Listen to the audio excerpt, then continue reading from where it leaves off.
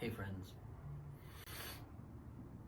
I man, I'm telling you, there's nothing like being really immersed in a creative process, creative project, a kind of like fruition moment like this.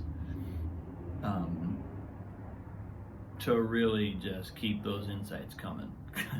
It's like every day something rolls up ready to be understood or witnessed or perceived, and it's super fun. But yeah, so I had something kind of just barrel through today. It was almost surreal because I had I was just reflecting on the process of creativity, and I was, I guess, feeling into my immediate circumstances, immediate relationships, immediate, and in some ways I was also connecting that historically. I'm connecting deeply with the roots of this project as it kind of comes to the stage. There are many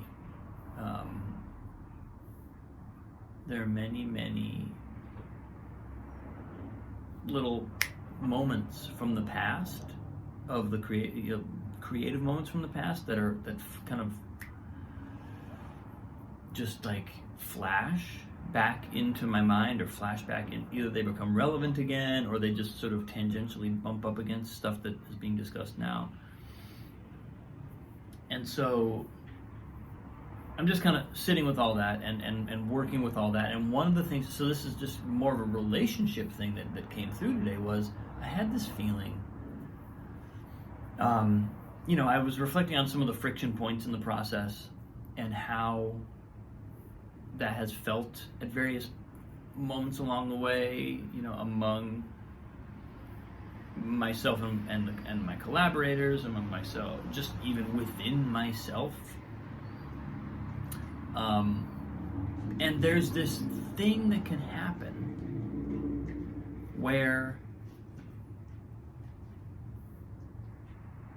we think that there's something to defeat. And this is clearly, something. It's an issue for me. I don't know if this has resonance for everyone, but there's something for me that is coming up around when I get into a set of circumstances or a moment where it's like I go to a place where I feel like there's something to defeat, someone to defeat. And I know that that's not what I'm actually trying to do. On one level, it's abundantly clear that's not what this is about. But there's an emotional, kind of almost unconscious level on which it's not so easy for me to just let that go. I have to actually consciously observe it and consciously decide to relinquish. Otherwise, even if I externally do that, or on the surface I do that, on the inside I'm still carrying. I can tell I'm still carrying something, and I have to kind of. It's like I'm not free until that moment. And what came through today, there was a sense of, what if there's nothing to defeat? What if there's no one to defeat? And interestingly, this may or may not have just been coincidence, but interestingly, that moment of my realization coincided in time with a real kind of confluence of creative energy and a creative conversation among the immediate sort of group of collaborators that I currently have. There was a moment of opening and channeling into another possibility. that I wasn't sure was possible before that, and I took that, if it wasn't cause and effect, it was certainly the universe putting two things right close together where Robin Holloway would be unable to miss the connection between them. And that was really just powerful to see and kind of like experience, like be reminded, right, oh right, that's how this works, right? Like that's the thing to remember, that there's never anything to defeat. And what showed up as soon as I got there emotionally, as soon as I emotionally got to that place, I found myself with another insight coming through, which is that if I allow that feeling of there is something to defeat to arise, all I'm doing is identifying with the part of myself that is open to defeat, that is capable of experiencing defeat. There's a dimension of myself that's completely incapable of experiencing defeat because it is beyond success or failure. It's beyond victory or defeat. It's not subject to that dichotomy. So when I fixate on the idea of defeating something, someone, some problem, a lot of times it's not a person, it's a problem. It's a it'll feel like it's a set of circumstances or whatever. Well, all I'm really doing is I'm locating the locus of my identity within that part of myself that can experience defeat. And so I'm making myself literally vulnerable to defeat. Whereas if I let go of that, if I transcend that, if I go beyond that, if I just, and if I can watch that impulse arise, that doesn't mean it's never going to arise emotionally, but I don't have to affirm that impulse. I don't have to honor that impulse. I don't have to believe that that's the truth. I can question my own emotional impulses.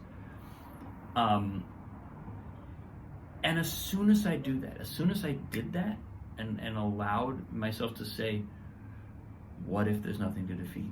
What if there's nothing, it was like the floodgates of the universe opened. It was really, really powerful and really, just such a clear lesson. Like, thank you, universe. You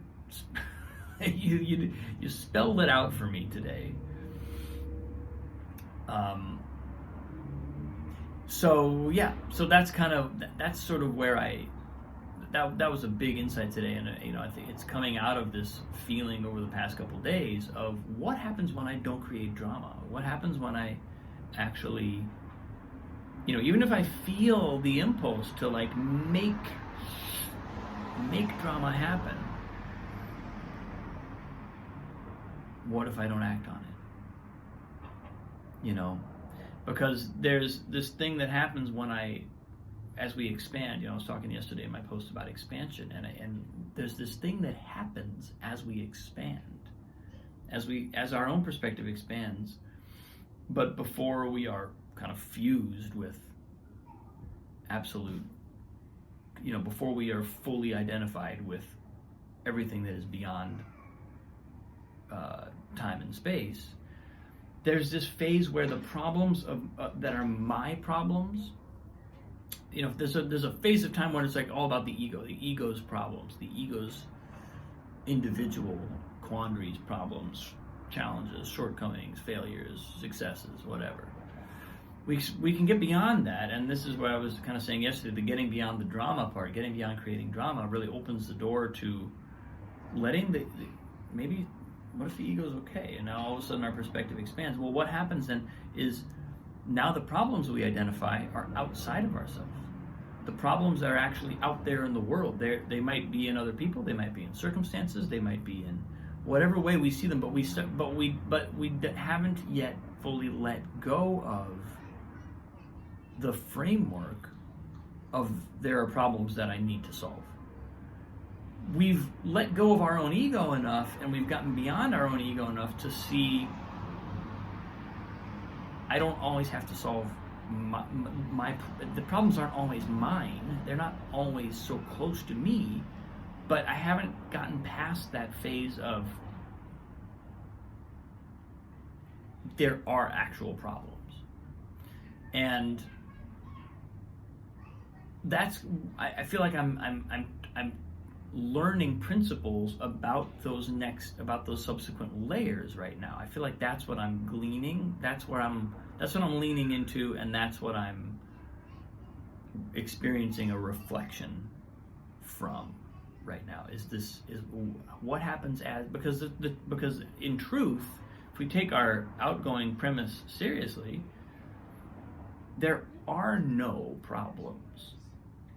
We are receiving a reflection, and it's our job to almost decode. This is where for me it was like, and I'm not saying that this is how everybody would frame it. I think this is particular to me, that I frame it as something to defeat. But there are things to defeat. That's the feeling. That's the pattern that's trying to assert itself. And when I let that go, either by not creating drama or by realizing there's nothing to defeat, by letting space in, by having the emotional impulse to fight something, but saying consciously to myself, no, I don't. I know that I have every emotional and psychological urge to do this, to fight this right now, but I don't have to. And not only do I not have to, but I am doing something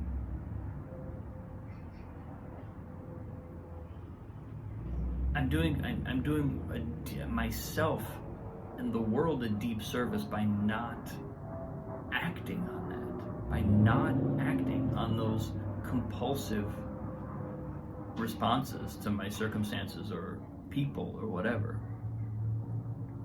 This is one of the biggest lessons that I have learned and continue to learn, which is that there's almost no greater act of service than not acting on our compulsions. It's one of the hardest things to do, because everything in us tells us this is the right way to respond. And so holding back the reins on that, not to the point of repressing our impulses, which is a totally different thing, but to the point of asking, is this how I want to respond? Is this the right response? This is where the teachers talk about right relationship to life, right relationship to relationships, right relationship to love, right relationship to sex, right relationship to food, right relationship to yada yada yada. The list goes on. Is that sense of what is that right relationship? What is the basin that's holding all of that? So anyway, I realized I just kind of extrapolated to a relatively large scale from where I started with this, but that's really what I feel happening within me, is the sense of what if I assume that these what feel like challenges and what might feel like things to defeat are not actually that? Where does that take me, and what are the subsequent waves of insight that show up as I permit myself to be a little more gentle, and what if I know that impulse to defeat is something I'm actually leveraging against myself? It's actually, all I'm doing is I'm making myself vulnerable to that exact form of defeat. The thing that I want to project outside myself and accuse and cut down is myself. So what if I dissolve that? instead of cutting it, instead of chopping it with the sword, what if I acknowledge it and dissolve it and work with knowing that that energy is within me, but it's not who I want to be? Where does that take me? That's what's showing up. Thanks, folks. Love you. Have a wonderful day. See you tomorrow.